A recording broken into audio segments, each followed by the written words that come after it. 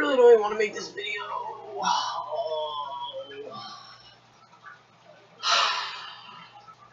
Wow, Miami. Wow. Just, oh my god, man.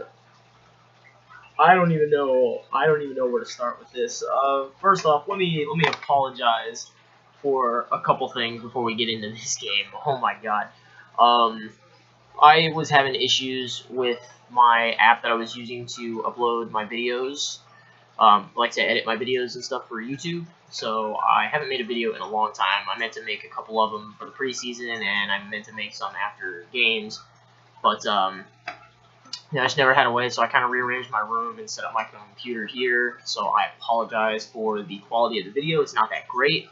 I'm hoping to get that changed at some point, but do I even?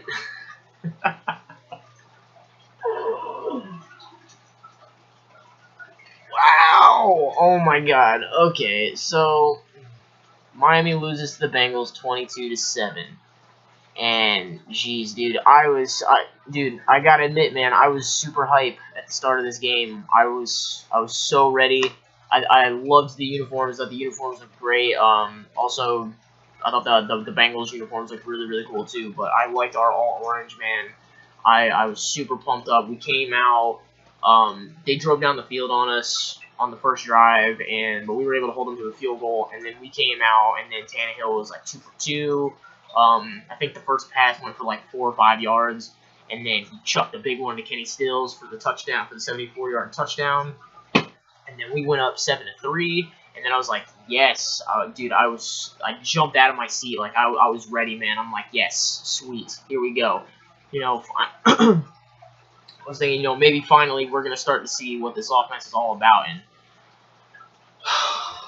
oh my god, man, 22-7, man. And huge shout out to the defense in this game, because we were. I'm sorry. I'm trying to talk. I'm trying to find words, and I just can't. This game, honestly, it was 22-7, and it felt like it was 55-7 or something, dude. Like it was so bad. But the defense, honestly, man, Tony Lippett got beat a couple times. Xavier Howard got beat a couple times, but man, it was AJ Green, dude. I was honestly just really happy that Adam Gase started pulling the plug on players that are not producing and started putting other people in to maybe light a fire under their asses or whatever. But oh my god, man, so I can't really bitch at them too loudly, because honestly the defense was doing work. They gave up a touchdown on like 10 or 11 possessions, and that was it. And then they gave up the 5 field goals, so they pretty much did their job. And the only reason that the Bengals even scored 22 points was the fact that our offense couldn't stay on the field. Like, I just, and I'm going to flash back to one of my other videos that I made. It was my first or second one that I made, where I said, I never said here or claimed that Ryan Tannehill was a great quarterback or was ever going to be a great quarterback. But what in, and it's like, it's so hard to evaluate this team in terms of offense, because, a lot of times I look at it and it's not Tannehill's fault, because he's getting hurried, because he's getting sacked. And, he got sacked 5 times in this game, but it's like the times where he did have time in this game, he didn't look good at all. There was like 5 minutes left in the game. We're now 22-7, and we're kind of driving down the field, and I'm like, okay, maybe, hopefully we can get a score. And then he just looked right at the linebacker and just threw it right at him. Like,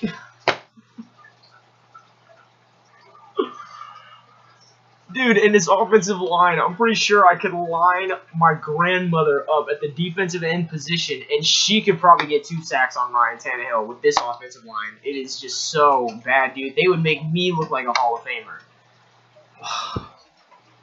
I don't understand, man. Bushrod, how long has freaking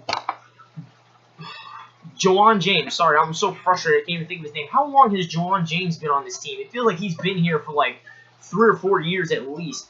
This dude is a bum, man. Get rid of him. Bushrod, gone. Please, gone. Oh my God. Billy Turner. Billy Turner. Cut these dudes, man, please. Oh my God. I don't have words, man. I don't have words. You know, and then there was a play earlier too in the game. It was still pretty early. I think we were only down 10-7 at that point in time. It was like a 3rd and 1, and Tannehill rolls out and he throws it to our fullback. I think his last name is Gray. You know, he's got, you know, he's wide open, man, and the ball hits him in the hands and he drops it. How do you get to the NFL and you cannot catch the ball when it's right in your hands with nobody around? I don't have a good thing to say about the offense, man. The one big giant play down the field for the touchdown, woo! But everything else they did just completely negates it. Just completely, like.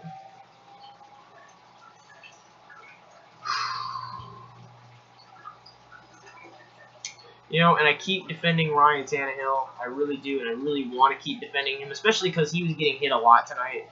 But there's just times, man, he doesn't look very good either. And I'm trying to stay patient because I understand that this is a new offense. And as much as people are probably super pissed as I am right now, you know, I still can't sit back here and blame Adam Gase right now. This team is still learning. You know, this is a new offense that they're learning under this guy, and honestly, I've liked what I've seen from him so far in terms of taking charge and benching people that need to be benched. But, you know, I think we need to go bigger, man. You know, I don't want to say bench Tannehill because, again, I don't think he's necessarily an issue. I mean, he's an issue, but I don't think he's the biggest problem. I don't think benching him is really going to solve anything. I don't think Matt Moore is going to come in and do any better. But I don't know, man. It's honestly kind of hard to figure out who would need to be benched on the offense when the offensive line, dude, can't even stop a nosebleed, man. It is just so bad. It is horrible. For those of you that didn't watch the game for whatever reason, just consider yourself lucky, man. This was horrible. Again, it felt like it was 55-7. I don't understand how it was so bad. It was probably one of the worst performances I've seen out of this team. You know, there was just no heart, no effort, and I was actually excited because of the first 2 weeks of the season. Because, you know, we showed fight against the Seahawks, who are a Super Bowl contending team in Seattle. You know, and then we went to New England, and honestly, I don't care if Tom Brady's playing or any of the other dudes. Honestly, it doesn't matter who's out. New England is good. You know, so to me, the fact that we came within 7 of beating that team in their stadium there too, and making that miraculous comeback in the second half, was huge to me, and gave me a lot of hope. And then we played against Cleveland, and this offensive line just, they made the Browns defense look like the freaking steel curtain. Like, I don't understand. I don't get it. The Browns, I can name one player on the Browns defense, and that's Joe Hayden, and he didn't even play. They don't have any playmakers on their defensive line, you know, and then I was really mad at the end of that game, too, because we should have lost that game. We should have been 0-3, so we should technically be 0-4 right now. But Jawan James, man, blows a block at the end. Tannehill doesn't get rid of the ball when he needs to get rid of the ball, and it's a sack fumble. Boom. Browns should have won that game. You know, and then we carried that shitty momentum into this game. And the only reason we even escaped last week was because it was Cleveland. You know, and it's like, I really, really want to, you know, when the offensive line gave Tannehill time last week against Cleveland, he was torching them. They even said it in the broadcast. When Tannehill has had time, he has made the Browns defense pay. And Tannehill, I still fully believe, is a guy that I think if you give him enough time, he can make a defense pay. You know, but you know, you're not going to get time on every play. I understand that, but I also understand that you got to give him some kind of time. Like, there was a play earlier when Geno Atkins just blew through. Who was it? Number 77. I think that was Billy Turner. just let him run right on by. And I understand it's Geno Atkins, and I understand he's really good, but it was like it didn't even seem like he tried to stop him. You know, and people complain that Tannehill doesn't have pocket awareness, and I agree, it's something that he needs to work on, but it's kind of hard to have that pocket awareness when you don't even have the, like, 2-second cushion that you should have to throw the ball. Like, I can't get, I want to get on him so bad, but I can't when he's under this kind of pressure. I really cannot. And, oh my god, dude. I don't know what to say, man.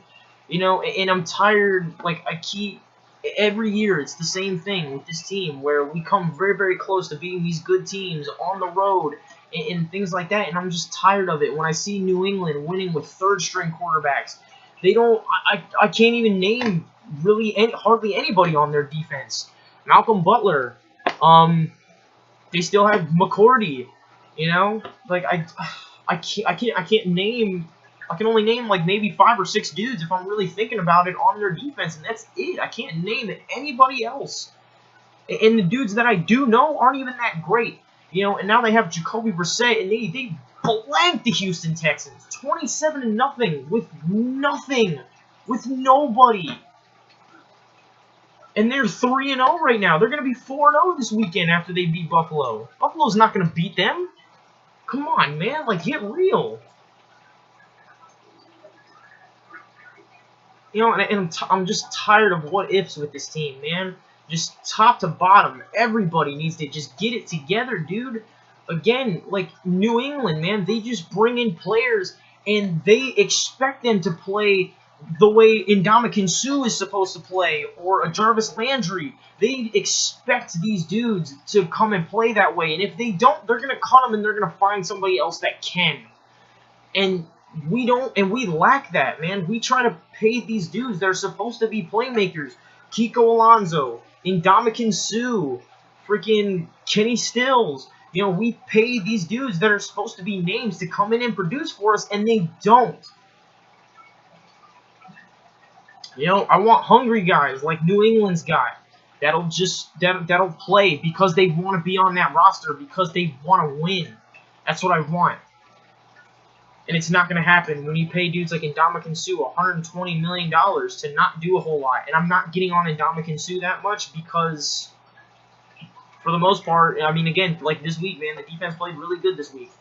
So, you know, and really most of the season, the defense has been playing pretty good. So, you know, it's kind of hard for me to get on defenders. I'm just kind of using him as an example because you could get a guy that where we're getting the same production and you're not paying him $120 million like New England does. They just let guys walk out the door that seem to be great superstar players, and then they go to other teams and they're not. They're good in New England because of New England's great system.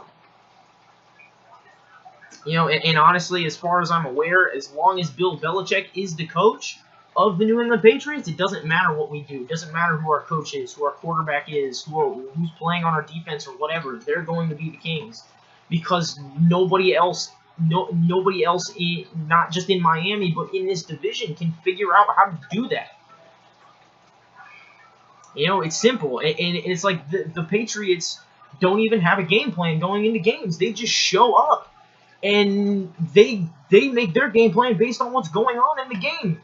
Oh, there's nobody on this left side of the field. Let me put a guy over there for Tom Brady to throw the ball to so that he's wide open every time.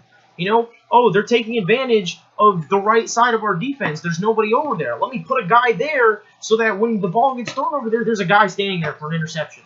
How hard is that? You know, and I'm sure, obviously, it's a little bit more than just saying that and just putting a guy there and then boom. You know, there's more to it than that. But why doesn't everybody just study what they do and just do exactly what they do? I'm mostly ranting about them because I'm tired of watching us have these players that are supposed to be great, and then they're not great. And then I see New England have nothing on their team, and they win with nothing. You know, and other teams, man, have a next man up mentality. Even the Steelers, even though they just got shellacked by the Eagles, man, they're missing Le'Veon Bell. They're 2-1, and After the Chiefs, they could be 3-1.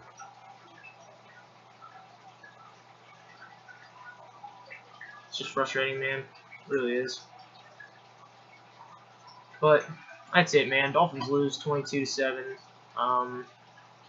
We play next. I think Tennessee. It's Tennessee or Pittsburgh. I believe it's Tennessee. But we'll see, man. I don't know. This team needs to figure out who they are. We just see different teams every week, and I'm tired of it, man. I'm tired of seeing inconsistency. We need to figure something out, man. This offensive line needs to go, dude. They need to go, man. I say just cut everybody and just sign a completely new squad. What's the fucking point, man? It's not if they give up 5 sacks again next week. It's not like they didn't just do that. So, whatever.